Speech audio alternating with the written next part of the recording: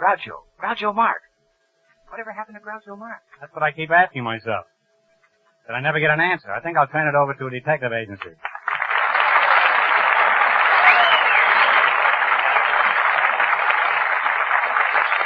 Look, Groucho, you're supposed to start this letter. I don't want you to think I'm hammy, Bill, but the least you can do is give me an introduction.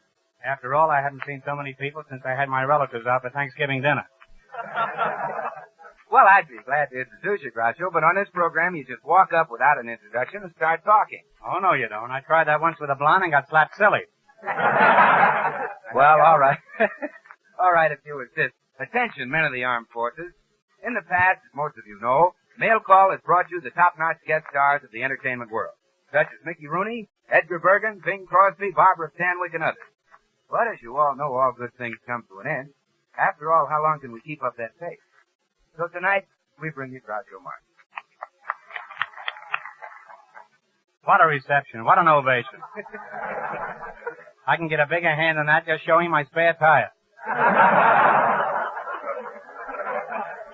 And another thing, Goodman, I didn't come down here to be insulted. I can stay home and be insulted. Now, wait, Groucho, I wasn't trying to insult you. I thought you'd be happy to have your name linked with big stars, especially Barbara Stanwyck. Sure, link me with Barbara Stanwyck. That's how those things always start. Scandal mongers like you dishing out dates. It's going to look great in the morning when Robert Taylor picks up the paper and reads where Groucho Marx is going around with Barbara Stanwyck. Don't forget, Bob Taylor reads the papers. Don't think that just because he's a movie star he can't read. Now, wait, Groucho, I didn't say that you were going with Barbara Stanwyck. You don't have to say it. It'll be in all the papers tomorrow. You may not know, but it's generally known that Barbara Stanwyck and Robert Taylor are married. What's Robert Taylor going to think about this? Better still, what's Barbara going to think of it? Well, I'm sorry if I said anything to get you in trouble. Sure, now you're sorry after the damage is done. Normally, I wouldn't mind a little vicious gossip. At the moment, I happen to be running around running around with Hedy Lamarr. In the future, I'll thank you to watch your tongue. You watch your tongue, and I'll watch Hedy Lamarr. I didn't say you were going with Hedy Lamarr. I said Robert Taylor is going with Barbara Stanwyck. Oh, now you've got Robert Taylor running around with Barbara Stanwyck. This is a fine state of affairs. A man running around with his own wife. What are the neighbors going to think? This is Groucho Marx and family. Groucho, what do you mean, family? Well, Bill, when you asked me to appear in this program, I thought it would be a nice gesture if I brought my mother along. Oh, well, that is a nice gesture, Groucho. Thanks, Bill. Well, fellas, I don't like to brag about my mother, but I think she represents the typical American mother, and I'd like you to meet her. Mom! Oh, Mom! Would you please come out here to the mic? Oh, Mom! Gentlemen, this is my mother.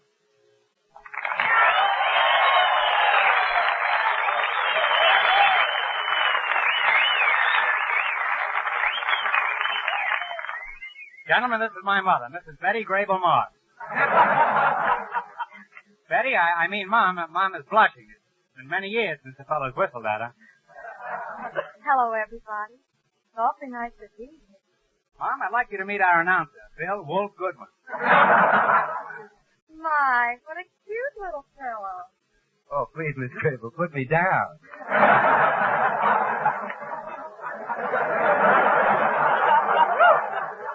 That's not even in the script. And how would you like to be my son, Mr. Goodwin? Yeah, Bill, how would you like to have her for your mother? Well, I'd like it, and so would my father. Yes, and so would your grandfather. I'm sure glad I brought you down here with me, Mom. Don't forget, fellas, write to your mother. But don't write to my mother. Look, Bill, isn't she everything I said she was and more? Yeah, and more. But, Groucho, isn't she a little young to be your mother? Mr. Goodwin, haven't you ever seen a 23-year-old mother before? Well, yes, but not with a 4F son.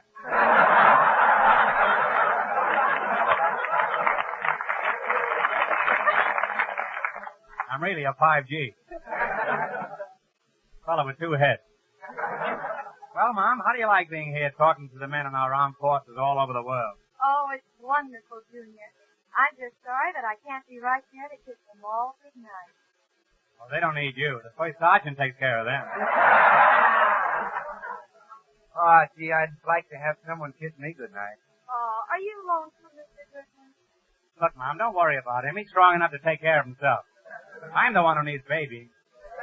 You know, Mom, when I look at you, I can never understand why Father left you. You know, Junior, I'm glad he's gone. You think he'll ever come back, and what can I do to keep him away? Well, why did he leave in the first place? Well, I don't know. You see, right after I adopted Groucho, my husband became insanely jealous. Yes, and for nothing at all. It all started one day when he walked into my nursery and overheard me telling Mumsy to take out more insurance on him. And he left home just for that? Well, that and the fact that I was smoking his cigars. Oh, now wait, Groucho. Were you smoking cigars when you were a baby? Well, just little cigars, you know.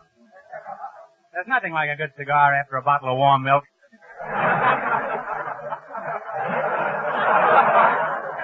I used to love to drink my milk and then curdle up in my mother's lap. Oh, now isn't that silly? Imagine my husband being jealous of a little baby like Groucho. Well, Mom, maybe it's best that he left. After all, he did worry you a lot. Why, overnight, your hair turned prematurely blonde. Groucho, I'd like to adopt Bill Griffin. You do a thing like that, and I'll leave home. And I'll take you with me. Groucho, I'd love to be alone with you for a few minutes. Betty, what woman wouldn't? I took an awful chance with that line. Groucho, do you think we could get rid of C-I-L-L-C-O-O-D-W-I-N? Oh, that's easy. Listen, Bill, if you'll leave us alone for a few minutes, I'll buy you some ICEKREAM. Oh, all right, I'll go. You don't have to bribe me with cigars. Well, that takes care of him. Now, Betty, what's on your mind? I know what's on mine.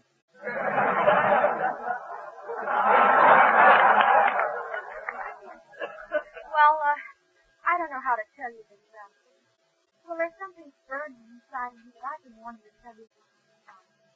Groucho, Mr. Mom. Betty, you made me the happiest man in the whole world. Well, but Groucho, you see, If I had only known, I'd have worn my toupee. well, I've got bad news for you, Groucho. It isn't you. I've got bad news for you, too, Betty. I haven't got a toupee.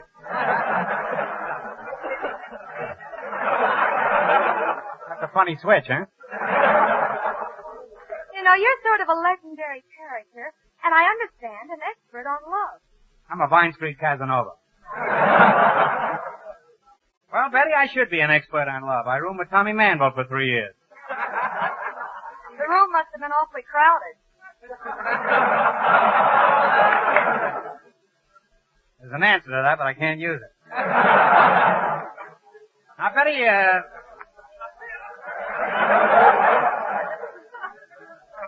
Now, Betty, what would you like to know about love? Well, now look, I've been going with a fellow for a long time, and I can't get him to pop the question. Betty, perhaps he doesn't love you. Loves me? Why, he's crazy about me. He comes to see me every night. Does he come alone, or does he bring his wife? Now, you know I wouldn't go out with a married man. Well, if you get married, you'll have to go out with a married man. Well, why go out with a married man and break up your home? No, Betty, my advice to you is to marry a single fellow. But he is a single man, Groucho. I'm sorry, Betty, but if you want me to be of any assistance, you'll have to tell me everything. Now, why don't you take me through a typical evening at home with your boyfriend? Tell me everything. Well, all right. Now, let's see. At 8 o'clock, our doorbell rings. I know. Everybody hides. You think it's the landlord. I rush over to the door, and there he is, that big hunk of man. I usher him into the living room, and we sit on the couch. Doesn't he say hello? He looks at me for a half hour, then I look at him for a half hour. Oh, there's an hour shot to pieces.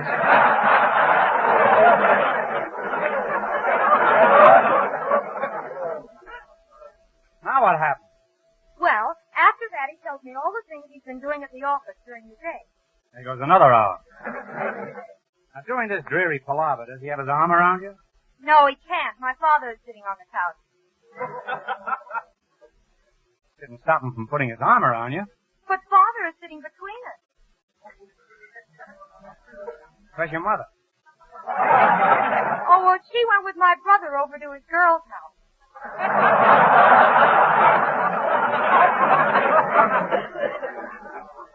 Your folks certainly trust you, kid. Now tell me, what happens around 9:30? Around 9:30, Father takes an apple out of his pocket and starts to polish it. Is he blowing it first? Then Charlie sees the moon shining through the window. You mean Charlie is still awake? And he suggests that we go out into the garden and sit on the bench. It's the first smart move he's made. Now, when you're seated on the bench in the garden, does Charlie put his arm around you? No, he can't. Father is still sitting between us. Why? What happened to the apple? But Charlie and I just love it here in the garden. It's so peaceful and quiet. The stars are dancing in the sky, and the moon is shining down on Father's apple. Doesn't your old man wear a hat? And the only sound that breaks the stillness of the night is the sound of the frogs as they croak. I bet Charlie'd like to hear your old man do that. Now it's about 10:30, and Charlie takes off his gloves. You know, Charlie sounds like a pretty hot lover. I'll bet by 11 he'll take his hat off. Then we go back into the house. You see, Father's getting pretty cold. I imagine by this time Charlie's getting pretty cold, too. Now, when we get back in the living room, we all sit down on the couch. Then Father gets bored and starts to yawn. You sure he's bored? Yes, because by this time Mother has joined us. Oh, yes, and my brother, too. Must be pretty crowded on the couch by now. Tell me, what's happened to Charlie? Charlie's sitting on the floor, polishing Father's apple. How long has this apple been in the family? Oh, I don't know, Groucho, but I wish you could tell me how I can get Charlie to marry me. Eddie, the solution is very simple. Put your mother and father on the couch. Put your brother on release. Send Charlie to the fruit store for a bag of apples.